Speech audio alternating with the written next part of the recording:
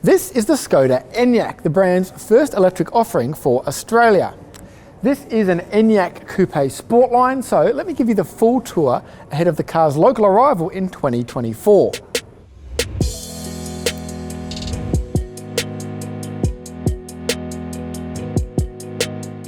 Pricing and the exact lineup is not yet confirmed, but the current intention is to offer both the coupe and the regular SUV in the Sportline trim you see here, as well as the sportier, faster RS version.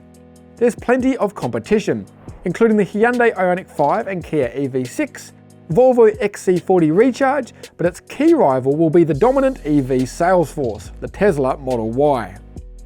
In terms of overall size, the Enyaq is very similar to the current Skoda Kodiaq. A little bit lower in terms of its roofline, but virtually identical in terms of length and width, so it kind of straddles the mid-size and large segments.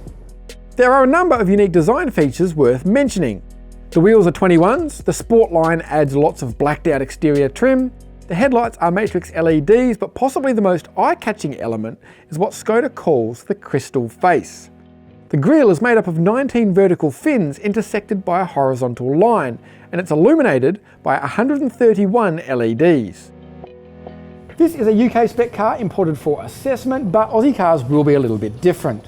Sportlines are rear-wheel drive and produce 210 kilowatts from an 82 kilowatt-hour battery.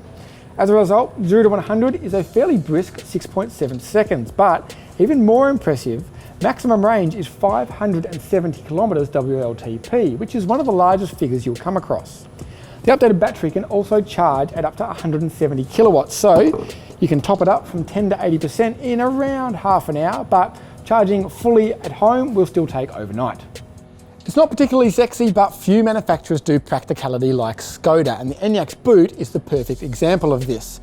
First of all, it's huge, and the charging cable lives in its own little bag here at the side, but the real magic happens under the floor. If we lift it up, we can see there's all these cool storage areas here to stop things rattling around, but pull this out, and then you can pull this out as well to expand the boot even further. Let's have a look inside. Starting here in the back, you might think that the coupe roofline would impinge on headroom, but thanks to this glass roof, there's actually just as much space as in the regular wagon SUV. Plenty of space otherwise. We've got heated seats, a pair of USB-C ports, this fold-down centre armrest with a pair of cup holders and a ski port, but there's also another couple of little clever touches in here, as well as the regular map pockets. There's a cubby hole for your mobile phone, built-in window shades, and this little removable tray with more storage and a pair of cup holders.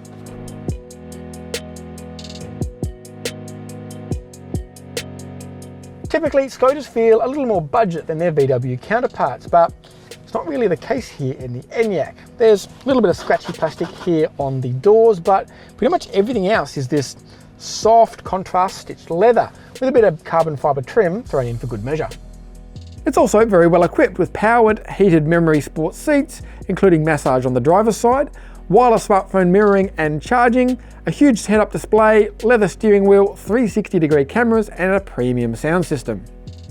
The most eye-catching feature is this giant 13-inch touchscreen, which controls pretty much everything. I've got vehicle settings and lighting and head-up display and climate and drive mode, as well as smartphone mirroring and heaps of other stuff. We'll go into a lot more detail on this when we review the Enyaq properly, but the screen does seem, at least, quick to respond to inputs and nice and clear.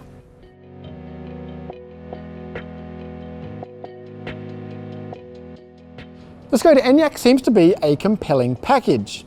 Being an electric car with this level of specification, it's not going to be cheap, but does have plenty to offer in terms of space, performance, range and features. So stay tuned for our full review in 2024, where we'll see if it stacks up to its promise.